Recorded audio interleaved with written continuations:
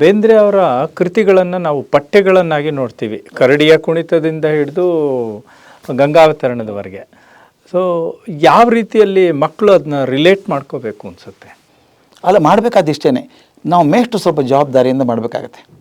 ಹೇಗೆ ಈ ಬೇಂದ್ರೆ ಜೋಗಿ ಕಾವ್ಯ ಸುಲಭ ಅಲ್ಲ ಅರ್ಥ ಮಾಡ್ಕೊಳ್ಳೋದಕ್ಕೆ. 4 ತಂತಿ ಸುಲಭ ಅಲ್ಲ. ಅದಕ್ಕೆ ಅಧ್ಯಾತ್ಮದ ನೆಲೆ ಬೇಕು. ಆ ಅಧ್ಯಾತ್ಮದ ನೆಲೆ ಇದ್ದಂಥ ಮೇಷ್ಟ್ರು ಅದನ್ನು ತೋರಿಸ್ಕೊಡ್ಬೇಕು. ತಿರ್ಗಾ ಮುರುಗ ಹಾಡ್ತೀವಿ ನಾವು, ನಾನು ನೀನು ನಾನು ತಾನು 4 ತಂತಿ. ನಾನು ಏನದು? ಅದು ಹೇಳದೆ ಹೋದರೆ ಬರೀ ಹಾಡಾಗಿ ಮರೆತು ಹೋಗ್ಬಿಡುತ್ತೆ. ಆದರೆ ಆನು ಅಂದ್ರೇನು, ತಾನು ಅಂದರೆ ನೀನು ಅಂದ್ರೇನು, ತಾನು ಅಂದ್ರೇನು, ಇದು 4 ಅರ್ಥ ಹೇಳಿ ಅವೆಲ್ಲ ಸೇರಿ ಕಡೆಗೆ ಅಂತರಾತ್ಮನಿಗೆ ಹೇಗೆ ಜೋಡಿಸ್ತಾನೆ ಭಗವಂತನ ಜೋಡಿಸ್ತಾರೆ ಅವರು. ಎಲ್ಲವೂ ಅದೇ ಚತುರ್ಭುಜ. ಅದು ನಾವೊಂದು ಚತುರ್ಭುಜ ಒಂದೇ ಶಕ್ತಿ 4 ಮೂಲದಲ್ಲಿ ಹೇಗೆ ಹಂಚಿ ಹೋಗ್ತದೆ ಅನ್ನೋದನ್ನು ಆ 4 ತಂತಿಯಲ್ಲಿ ಹೇಳ್ತಾರೆ. ಕೊನೆಗೆ ಉಳಿದದ್ದೇನು 4 ತಂತಿ. ಇದನ್ನು ನಾನು ಹಿಂದಿನ ಅಧ್ಯಾತ್ಮದ ಚಿಂತನೆಯನ್ನು ಮಕ್ಕಳಿಗೆ ಹೇಳಿ ಬೆಳೆಸಿದಾಗ ಅವರ ಜೀವನದಲ್ಲಿ ಬಂದಂಥ ಘಟನೆಯನ್ನು ನಾವು ಆಧ್ಯಾತ್ಮಿಕವಾಗಿ ಅವ್ರು ನೋಡೋಕ್ಕೆ ಸಾಧ್ಯ ಆಗ್ತದೆ. ಇದರ ಮೇಷ್ಟ್ರು ಮಾಡಬೇಕಾದ ಕೆಲಸ. ನಾವು ಬರೀ ಹಾಡಿಸ್ಬಿಡ್ತೀವಿ, ಆ್ಯನ್ಯುವಲ್ ಡೇಗೆ ಹಾಡಿಸಿ ಚಪ್ಪಾಳೆ ಹೊಡಿಸಿ ಕಳಿಸ್ಬಿಡ್ತೀವಿ. ಅದಲ್ಲ. ಅಂದರೆ ಬೇಂದ್ರೆ ಅವ್ರನ್ನ ಪಠ್ಯವಸ್ತುವನ್ನಾಗಿ ಮಾಡೋಕ್ಕಿಂತ ಅಧ್ಯಾಪಕರು ಅದರಲ್ಲಿ ಸಾಕಷ್ಟು ತಯಾರಿ ಮಾಡಿ ಅದನ್ನ ಸಮರ್ಥವಾಗಿ ಅದರ ಮೂಲ ಅರ್ಥ ಯಾವುದಕ್ಕೋಸ್ಕರ ಬಂದದ್ದು ಅಂತ ಹೇಳಿದಾಗ ಮಕ್ಕಳಿಗೆ ಹೌದಲ್ಲ, ಅಯ್ಯೋ ಬೇಂದ್ರೆ ಆ ಸಂದರ್ಭದಲ್ಲಿ ಬರೋದಿಲ್ಲ, ಅಂತ ಸಂದರ್ಭ ಇವ್ರಿಗೆ ಬಂದ್ರೆ ಇವ್ರು ಬರೀಬಹುದು ಅಂತ. ಸರ್, ಆಮೇಲೆ ನಾವು ಸಾಹಿತ್ಯ ಪ್ರಿಯರು. ಬೇಂದ್ರೆ ಅವರು ಒಂದು ವಿರಾಟ್ ಸ್ವರೂಪ, ಗೊಮ್ಮಟನ ಎದುರಿಗೆ ನಿಂತ ಹಾಗೆ ನಮಗೆ ಅದೊಂದು ದೊಡ್ಡ ಶಿಲ್ಪ. ಶಬ್ದ, ಪದ, ಆಮೇಲೆ ಅರ್ಥ, ಭಾವ ಎಲ್ಲ ವಿರಾಟ್ ಸ್ವರೂಪದಲ್ಲಿ ನಮ್ಮ ಎದುರಿಗೆ ನಿಂತಾಗ ನಾವು ದೊಡ್ಡವರು ಅಥವಾ ಸಾಹಿತ್ಯ ಪ್ರಿಯರು ಇಷ್ಟೆಲ್ಲ ತಿಳ್ಕೊಂಡಿದ್ದೀವಿ ಅನ್ನೋ ಒಂದು ಭ್ರಮೆಯಲ್ಲಿರೋರು ನಾವು ಹೇಗೆ ಬೇಂದ್ರೆ ಅವರನ್ನ ಇನ್ನೊಂದು ಸಲ ದರ್ಶಿಸ್ಬೋದು? ನನಗೊಂದು ಸ್ಪಷ್ಟ ಕಲ್ಪನೆ ಇದೆ. ರಾಮಾಯಣದಲ್ಲಿ ಮಾತು ಬರ್ತದೆ. ರಾಮಾಯಣದಲ್ಲಿ ರಾಮನ 2 ರೀತಿಯಲ್ಲಿ ನೋಡ್ಬೋದು ನಾವು. ಒಂದು ದೇವರು ಅವತಾರ ಮಾಡಿ ಬಂದ, ರಾವಣನ ಕೊಂದು ಹಾಕಿದ. ಬಂದದ್ದೇ ಭೂಭಾರಣ ಮಾಡೋದಕ್ಕೆ, ಹರಣ ಮಾಡೋದಕ್ಕೆ, ಮತ್ತು ರಾವಣನ ಕೊಲ್ಲೋದಕ್ಕೆ ಬಂದ ಅಂತ. ನನ್ನ ಮೊಮ್ಮಗಳು ಕೇಳ್ತಿಲ್ಲ, ಮೊಮ್ಮಗಳು ಅವನು ದೇವರೇ ಅದು ಇಲ್ಲಿ ತನಕ ಯಾಕೆ ಬಂದ ಅಂತ. ಅಲ್ಲೇ ಕೂತ ರಾವಣ ಸತ್ತು ಹೋಗ್ತಿದ್ನಲ್ಲ ರಾವಣ, ಇಲ್ಲಿ ಯಾಕೆ ಬಂದ? DVG ಬಹಳ ಚಂದ ಹೇಳ್ತಾರೆ, ರಾಮಾಯಣದಲ್ಲಿ ರಾಮನನ್ನು ನೀವು ದೇವರು ಅಂತ ನೋಡೋದಾದರೆ ನಿಮ್ಮಲ್ಲಿರೋದು ಅನುಗ್ರಹ ಅಪೇಕ್ಷೆ ಮಾತ್ರ. ನಮಗೊಂದು ಏನಾರು ಕೊಡಪ್ಪ ದೇವರೇ ಅಂತ ಕೇಳೋದು. ಇನ್ನೊಂದು ದೃಷ್ಟಿ ಇದೆ, ಅವನು ನಮ್ಮ ಹಾಗೆ ಮನುಷ್ಯರಾಗಿದ್ದ, ನಮ್ಮ ಹಾಗೆ ಒದ್ದಾಡಿದ, ನಮ್ಮ ಹಾಗೆ ಸಂಕಟಪಟ್ಟ, ಆದರೆ ಧರ್ಮದ ಹಾದಿ ಬಿಡಲಿಲ್ಲ, ಸತ್ಯವನ್ನು ಬಿಡಲಿಲ್ಲ, ಅವನು ದೇವರಾದ. ಮನುಷ್ಯನಾಗಿ ದೇವರಾದವನು ರಾಮ, ಒಂದು ದೇವರಾದವನು ಮನುಷ್ಯನಾಗಿ ಬಂದ ಅನ್ನೋದು ನನ್ನ ಮಟ್ಟಿಗೆ 2ನೇದು ಭಾಳ ಮುಖ್ಯ. ಅದು ನಮ್ಮ ಹಾಗೆ ಕಷ್ಟಪಟ್ಟನಲ್ಲ ಅವನು. ನಮ್ಮ ಮಕ್ಕಳಿಗೆ ಹೇಳಬೇಕಾದದ್ದು, ಬೇಂದ್ರೆ ಜೀವನದಲ್ಲಿ ಪಟ್ಟಂಥ ಕಷ್ಟಗಳನ್ನು ನಾವು ಯಾರೂ ಪಡಲಿಲ್ಲ. ಅಂಥ ಕಷ್ಟದಲ್ಲೂ ಆ ಬೆಂಕಿ ದಳ್ಳೂರಿಯಲ್ಲೂ ಕೂಡ ಸಾಹಿತ್ಯದ ಹೂವನ್ನು ಅರಳಿಸ್ಬಿಟ್ರಲ್ಲ ಅವರು. ಹೇಗೆ ಅರಳಿಸಿದ್ರು? ಒಂದು, ದೇಹಕ್ಕೂ ಮನಸ್ಸಿಗೂ ಅಳತೆ ಇಟ್ಕೊಂಡಿದ್ರು, ಅಂತರ ಇಟ್ಕೊಂಡಿದ್ರು. ದೇಹಕ್ಕೆ ಬೇಕಾದಷ್ಟು ನೋವಾಯಿತು, ದುಃಖ ಆಯಿತು, ನೋವು ದೇಹಕ್ಕಾಯಿತು, ಅದ್ರ ಒಳಗಿನ ಮನಸ್ಸಿನ ಕವಿಯನ್ನು ಎಂದೂ ಒಣಗಿಸ್ಲಿಲ್ಲ ಅವರು. ನಮ್ಮ ಮಕ್ಕಳಿಗೆ ಹೇಳಬೇಕಾದದ್ದು, ಒಂದು ಚೂರು ಕಷ್ಟ ಬಂದರೆ ಮುರುಟ್ಕೊಂಡ್ಬಿಡ್ತೇವೆ, ಆತ್ಮಹತ್ಯೆ ಅಂತೀವಿ. ಆ ಮನುಷ್ಯರು ದಿವಸಕ್ಕೆ 4 ಸಲ ಮಾಡ್ಕೊಳ್ಳೋಷ್ಟು ಕಷ್ಟ ಆಯಿತು, ದಿವಸಕ್ಕೆ 4 ಸಲ ನೇಣು ಹಾಕ್ಕೊಳ್ಳೋಷ್ಟು ಕಷ್ಟ ಆಯಿತು. ಆದರೆ ಮಾಡಲಿಲ್ಲ ಅವರು, ಸಂಭ್ರಮದಿಂದ ಬದುಕಿದ್ರು.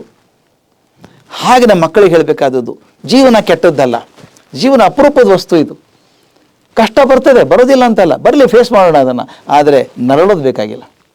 ನನ್ನ ಪ್ರಕಾರ ಬೇಂದ್ರೆ ಬಹುದೊಡ್ಡ ಜೀವನ ಸತ್ವ ಅಂದರೆ ಅತ್ಯಂತ ಬಡತನದಲ್ಲಿ, ಕಷ್ಟದಲ್ಲಿ, ನೋವಿನಲ್ಲಿ, ಸಾವಿನಲ್ಲಿ ಬದುಕಿದಂಥ ಮನುಷ್ಯ ಯಾವಾಗಲೂ ಬೆಳಕಿನ ಮುಖವಾಗಿ ನಿಂತಿದ್ದರಲ್ಲ, ಬೆಳಕಿಗೆ ಮುಖ ಮಾಡಿ ನಿಂತಿದ್ರು. ಇದು ಬರೀ ಬೆಳಗಲ್ಲೂ ಅಣ್ಣ ಅಂತ ಬೇಂದ್ರೆ ನಮ್ಮ ಮಕ್ಕಳಿಗೆ ಮಾದರಿ ಆಗಬೇಕಾದದ್ದು ಆ ದೃಷ್ಟಿಯಲ್ಲಿ. ಒಂದು ಚೂರು ಕಷ್ಟ ಬಂದರೆ ಅಯ್ಯೋ ನಮ್ಮ ಕಡೆಯಿಂದ ಆಗಲ್ಲ ಬಿಡಿ ಸರ್ ಅಂತೀವಿ ನಾವು. ಅಂಥದ್ದು 100 ಕಷ್ಟ ಬಂದಿತ್ತು ಆ ಮನುಷ್ಯನಿಗೆ. ಅಂಥ ಕಷ್ಟದಲ್ಲಿ ಕೂಡ ಎದ್ದು ಬಂದು ಕಾವ್ಯವನ್ನು ಮರೀಲಾರದೆ ಕೊಟ್ಟು ಹೋದರಲ್ಲ ದೊಡ್ಡ ಸಂಪತ್ತನ್ನು ನಮಗೆ. ಅದು ನಮಗೂ ಸಾಧ್ಯ ಇದೆ ಮನಸ್ಸು ಮಾಡಿದರೆ ಅಂತ ಆ ಮಕ್ಕಳಿಗೆ ಮಾದರಿ. ನಾವೇನು ಕಲಿಬೋದು ಅಂತ ಸರ್? ನಾವು ದೊಡ್ಡವರು ಕಲಿಬೇಕಾದದ್ದು ಅಷ್ಟೇ, ಮಕ್ಕಳಿಗೆ ಹೇಳಬೇಕಾದದ್ದು ನಾವು. ಈಗ ನಾವು ದೊಡ್ಡವರಾಗಿದ್ದೀವಿ, ನಮ್ಮ ಮಕ್ಕಳಿಗೆ ಹೇಳಬೇಕಾದದ್ದು, ನೋಡ್ರೋ ಖುಷಿ ಬೇಡ್ರೋ, ಸಣ್ಣ ತೊಂದರೆ ಆಗಿದೆ, ನೀನು ಖುಷಿ ಬೇಡ, ಅಲ್ಲಿ ನೋಡು ಇದಕ್ಕಿಂತ ದೊಡ್ಡ ತೊಂದರೆ ಆಗಿತ್ತು ಆತನಿಗೆ, ಅದು ದೊಡ್ಡವನಾದ ಅವನು. ಹಾಗೆ ಹೇಳಬೇಕು ನಾವು, ಮಾದರಿಗಳನ್ನು ಹಾಕ್ಕೊಡ್ಬೇಕಾಗತ್ತೆ. ನಾವು ಫಸ್ಟು ಬೇಂದ್ರೆ ಸಾಹಿತ್ಯ ಅರ್ಥ ಮಾಡ್ಕೋಬೇಕು.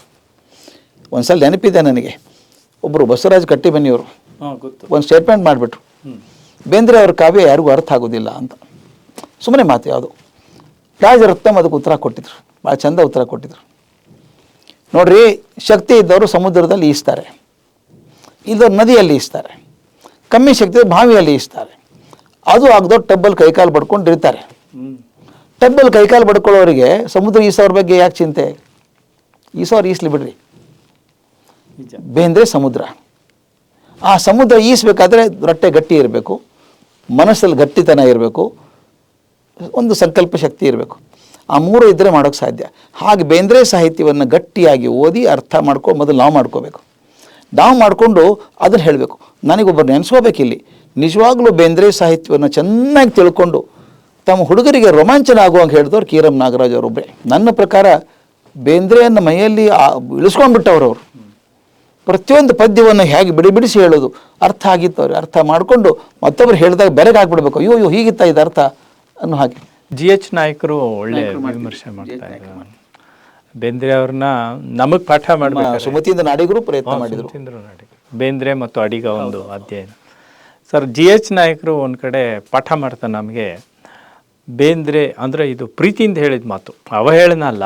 ಬೇಂದ್ರೆ ಒಬ್ಬ ಖದೀಮ ಕವಿ ಅಂತ ಹೇಳಿದ್ರು. ಯಾಕೆಂದರೆ ಆ ಪದಗಳನ್ನು ದುಡಿಸ್ಕೊಳ್ಳೋದು, ದುಡಿಸ್ಬಿಡ್ತಾರೆ, ಶಬ್ದಗಳನ್ನು ದುಡಿಸ್ಬಿಡ್ತಾರೆ. ಕಲ್ಪನೆ ಮಾಡೋಕ್ಕೆ ಸಾಧ್ಯ ಇಲ್ಲ, ಆ ಥರ ದುಡಿಸ್ತಾರೆ ಶಬ್ದಗಳನ್ನು. ಅದು ಹೇಗೆ ಬರುತ್ತೋ. ಅವರು ಕಾಳಿದಾಸನ ಮೇಘದೂತವನ್ನು ಕನ್ನಡಕ್ಕೆ ಮಾಡಿದರು. ಕಾಳಿದಾಸಂದು ಮಾರ್ಗ ಪದ್ಧತಿ, ಇವ್ರದ್ದು ದೇಸಿ ಪದ್ಧತಿ. ಅವನು ಆಷಾಢ ದಿವಸ ಅಂತ ಹೇಳ್ಕೊಂಡು ಹೇಳ್ತಾನೆ, ಇವರು ನಮ್ಮೂರಿನ ಸೋಮವಾರ ದಿನ ಅಂತ ಹೇಳೋದು. ಅವರು ಅನುವಾದ ಮಾಡಿದ್ದು ಎಷ್ಟು ಚಂದ ನೋಡಿ. ನೆಲದ ವಾಸನೆ ಬಿಟ್ಟಿಲ್ಲ ಅಂದರೆ ಗಿಡದ ಬುಡಕ ಬಿಳಿ ಹಾಸುಗಲ್ಲು ಬಂಗಾರು ಕೋಲ ನಡಕ. ಹೌದು, ಎಲ್ಲಿ ಸಂಸ್ಕೃತ ಅನುವಾದ ಅನಿಸುತ್ತಾ ಇದು? ಏನದು ಬಂಗಾರು ಕೋಲು ಅಂತ ಕೇಳಿದ್ದೆ ಅವರಿಗೆ. ಹುಚ್ಚ, ದಟ್ಟ ಗಿಡ ಅವನು, ಮ್ಯಾಲ ಸೂರ್ಯ ಬಂದ, ನೆರಳು ಬಂದಿಲ್ಲ ಅಂತ ಹೇಳೋದು. ಅಲ್ಲೆಲ್ಲಿ ನೆರಳು ಚಿತ್ತಾರ ಆಗ್ಯದ, ಬಂಗಾರದ ಹೂ ಅಲ್ಲೇ ನಾವು ಒಂದು ಉದ್ದ ಪಟ್ಟಿ ಬಿದ್ದದ, ಬಂಗಾರ ಕೋಲಲ್ಲೇನದು. ಗಿಡದ ಬುಡಕ ಬಿಳಿ ಹಾಸುಗಲ್ಲು ಬಂಗಾರು ಕೋಲ ನಡಕ. ಆ ಸೂರ್ಯನ ಕಿರಣದ ಒಂದು ಎಳೆ ಬಿದ್ದಿದೆ ಅಲ್ಲಿ ನೆಲದ ಮೇಲೆ. ಹೇಳ್ಬೇಕಾದ್ರೆ ಇದೇನು ಅದ್ಭುತ. ಎಲೆಗಳ ಮಧ್ಯೆ ಸೂರ್ಯನ ಕಿರಣ ಬರುತ್ತೆ, ತೂರಿ ಬಂದ ಚಿತ್ತಾರ ಆಗಿದೆ ಕೆಳಗಡೆ, ಬಂಗಾರ ಚಿತ್ತಾರ. ಅದು ಅದನ್ನ ಕವಿ ವರ್ಣನೆ ಮಾಡೋದು. ಅದು ಸಂಸ್ಕೃತದಲ್ಲಿ ಚೆನ್ನಾಗಿದೆ, ಆದ್ರೆ ಮುಟ್ಟಲ್ಲ ಅದು. ಈ ತಕ್ಷಣ ಹಿಡ್ಕೊಂಡ್ಬಿಡುತ್ತೆ.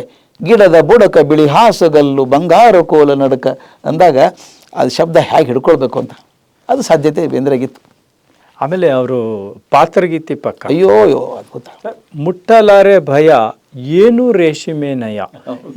ಏನದು ಇಲ್ಲಿ ನೀವು ಹೇಳ್ತಾ ಇದ್ದೀರಾ ಬಂಗಾರ ಕೋಲು ಅಂದರೆ ವಯೋಮಾನವನ್ನ ಮೀರಿ ಒಂದು ಚಿತ್ರವನ್ನ ಕಟ್ಕೊಡೋ ಶಕ್ತಿ. ಗಾಳಿ ರೆಕ್ಕೆ ಮಸೀತಿತ್ತು ಅಂತ ಹೆಂಗ್ ನೋಡಿ, ಅದು ಪಾತ್ರಗತ್ತಿ ಹಾರ್ತಿರ್ಬೇಕಾದ್ರೆ ಗಾಳಿ ಅದನ್ನು ಉಜ್ಜಿ ಮಸೀತಾ ಇತ್ತು ಅಂತ. ಅದು ಕಲ್ಪನೆ ನೋಡಿ, ಅದು ಅಸಾಮಾನ್ಯ ಕಲ್ಪನೆ. ಯುಗದ ಕವಿ ಅಂತ ಬೇಂದ್ರೆ ಅವ್ರನ್ನ ನಾವೇನು ಹೇಳ್ತೀವಿ ಅದ್ರ ಬಗ್ಗೆ ಡಾಕ್ಟರ್ ಕರ್ಜಿಗೆ ಅವರು, ಗುರುರಾಜ್ ಕರ್ಜಿಗೆ ಅವರು ಇವತ್ತು ಅದ್ಭುತವಾಗಿ ಈ ಒಂದು ಪಾಡ್ಕಾಸ್ಟ್ನಲ್ಲಿ ಭಾಗವಹಿಸಿ ಒಳ್ಳೆ ಮಾಹಿತಿಯನ್ನು ನೀಡಿದ್ದಾರೆ. ನಿಮ್ಮ ಜೊತೆ ಹಂಚ್ಕೊಂಡಿದ್ದೀವಿ. ಜೊತೆಗೆ ಕರ್ಜಿಗೆ ಅವರಿಗೆ ಮತ್ತು ಅವರ ಅಂಶುಮನ್ ಅವರ ಸ್ನೇಹಿತ ಮತ್ತು ಇಲ್ಲಿಯ ತಂತ್ರಜ್ಞ, ಹಾಗೆ ನಮ್ಮ ಕ್ಯಾಮ್ರಾ ಹಿಂದೆ ನಮ್ಮ ಪಾಡ್ಕಾಸ್ಟ್ ಪ್ರೊಡ್ಯೂಸರ್ ಶ್ರೀಕಂಠ ನಿಂತಿದ್ದಾರೆ. ಅವರೆಲ್ಲರಿಗೂ ಕೂಡ ಈ ಸಂದರ್ಭದಲ್ಲಿ ಕೃತಜ್ಞತೆಯನ್ನು ಸಲ್ಲಿಸಿ ಕಾರ್ಯಕ್ರಮವನ್ನು ಮುಗಿಸ್ತಾ ಇದ್ದೀನಿ. ನಮಸ್ಕಾರ.